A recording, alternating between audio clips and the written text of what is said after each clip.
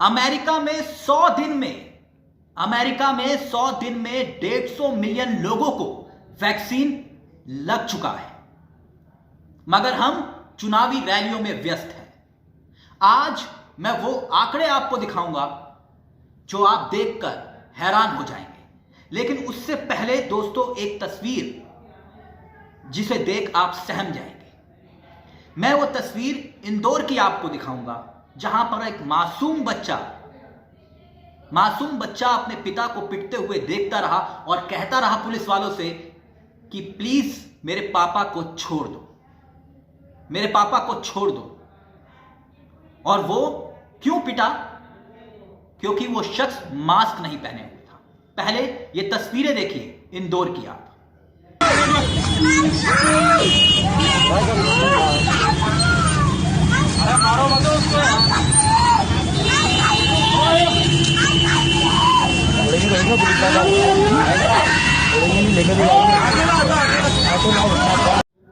इंदौर की ये तस्वीरें देखने के बाद सवाल खड़ा होता है कि आम इंसान मास्क ना पहने तो पिटेगा, लेकिन इन पुलिस वालों से मेरा एक सवाल है।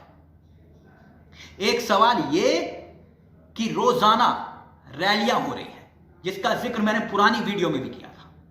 रोजाना नेता नियमों की धज्जियां उड़ा रहे हैं, लेकिन किसी माई के लाल के अंदर हिम्मत है कि जाकर नेताओं का चालान काट ले। पीटना तो बहुत दूर की बात।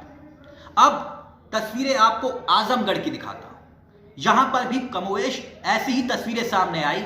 एक व्यापारी को पिटते हुए देखा गया और बात यह आई कि व्यापारी भी मास्क नहीं पहने हुए था, इसलिए पुलिस ने हाथ छोड़ दिया। देखिए अब ये तस्वीरें भी देखिए।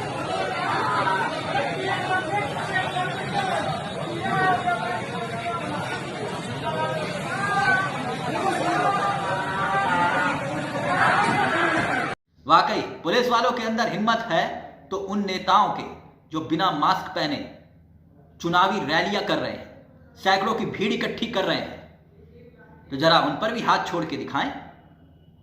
सवाल अपने आप में बड़ा है। अब एक और तस्वीर का मैं जिक्र करता हूं। अब मैं जिक्र करता हूं देश के सबसे बड़े राज्य उत्तर प्रदेश के मुख्यमंत्री योगी आदित्यनाथ का।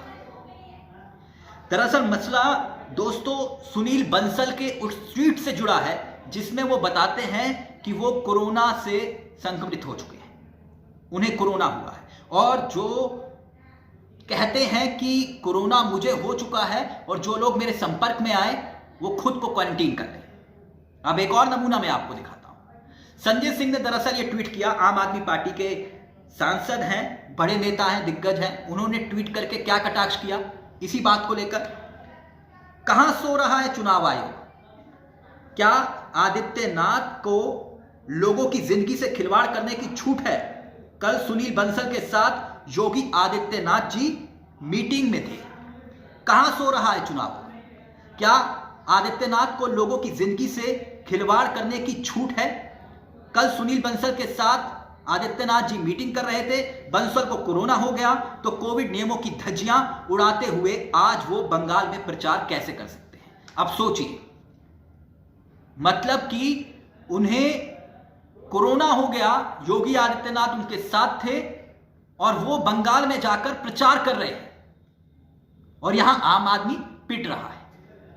क्या गजब का खेल है। अब मैं आंकड़ों पर आता हूं। मैंने शुरू में जिक्र किया था कि अमेरिका में 100 दिन के अंदर 150 मिलियन लोगों को वैक्सीन लग चुका है, लेकिन भारत में चुनावी रैलियां चल रही हैं। भारत चुनावी रैलियों में व्यस्त है।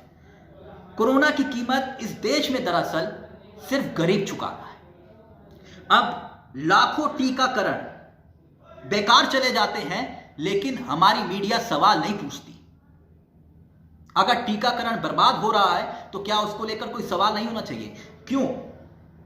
सुर्खियां बटोरने के लिए हम 84 देशों में, 84 कंट्रीज में वैक्सीन बांट देते हैं, लेकिन खुद तमाम राज्य इस बात को कहते हैं कि वैक्सीन की कमी हो रही है। हम वहां कमजोर हो जाते हैं। हम ब्राजील, अमेरिका जैसे देश जो है ना, उससे कोरोना की रफ्तार में पिछड़ चुके हैं, नंबर 1 पर आ चुके हैं। जानते हैं आप ये बात कि नंबर 1 पर नए मामले रोजाना जो आ रहे हैं, उस लिहाज से नंबर 1 पर हम कैसे हैं? क्योंकि दुनिया भर में 7 नए मरीजों में एक भारतीय मरीज है। अब इसका आकलन आप खुद लगा लीजिए। अब मैं जिक्र करता हूं ब्राजील का, जर्मनी का, अमेरिका का, इंग्लैंड का। अब टीकाकरण के आंकड़े मैं आपके सामने रखता हूं जो आप स्क्रीन पर आएंगे। ये आंकड़े इंग्लैंड का है जहां पर 55.4%, अमेरिका में 50%, जर्मनी में 17.2% और ब्राजील में 10.3% आबादी का टीकाकरण हो चुका है। यह आंकड़ा आपके सामने है। जिन देशों में यह टीकाकरण हो चुका है उसका आंकड़ा मैंने आपके सामने रखा। लेकिन हिंदुस्तान में हैरानी की बात यह है कि 6.5% वैक्सीन बर्बाद हो गई। 6.5%। और टीकाकरण के लिए जो ये वैक्सीन, वेस्टेज वैक्सीन का जिक्र कर रहा हूं, इसमें 2 राज्य महत्वपूर्ण हैं।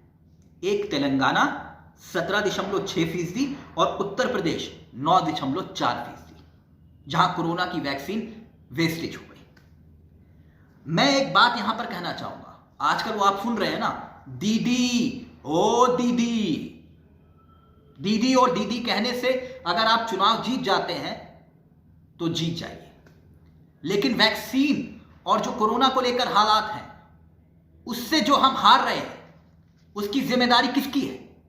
क्या यह सवाल नहीं होना चाहिए कि वैक्सीन को लेकर अगर भ्रम की स्थिति है कि लोग वैक्सीन नहीं लगा रहे, तो फिर हम किस स्तर पर जागरूकता अभियान चला रहे हैं? क्या जिन्हें, क्योंकि देश के प्रधानमंत्री लाखों दिलों की धड़कन है, उनके कहने पर ताली और थाली बज सकती है, तो यह भ्रम दूर क्यों नहीं हो सकता? लेकिन वो नहीं करेंगे क्योंकि यहां चुनाव महत्वपूर्ण है। भ्रम की स्थिति दूर करने के लिए आपको क्या करना है?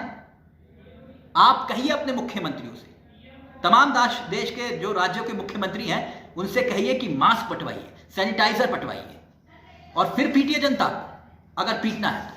लेकिन चुनावों में घोषणा पत्र में फ्री वैक्सीन का हम जिक्र कर लेते हैं, मगर क्या मास्क और सैनिटाइजर को लेकर और वैक्सीन को लेकर कोई जागरूकता अभियान हमने चलाया? आज की स्थिति में यह सवाल अपने आप में खड़ा होता है। और दोस्तों, यह लहर जो है ना, अब सुनामी बन चुकी है। बहुत तेजी से यह वायरस युवाओं को अपनी गिरफ्त में ले रहा है। और पहले कोरोना के 10 मरीज 8 को कोरोना से संक्रमित करते थे, यानी कि 10 मरीज जो है वो 8 लोगों को कोरोना फैलाते थे। लेकिन अब जो नई लहर है, कोरोना के 10 मरीज 14 और लोगों को कोरोना फैलाते हैं। दोस्तों, ये वाकई में हैरान करने वाली स्थिति है। इसलिए मैंने शुरू में जिक्र किया था अमेरिका का कि 100 दिन में 50 नहीं 150 मिलियन वैक्सीन। वीडियो अच्छा लगे तो शेयर और लाइक सब्सक्राइब करिएगा, हाथ मजबूत करेगा, क्योंकि यहां कलम गुलाम नहीं।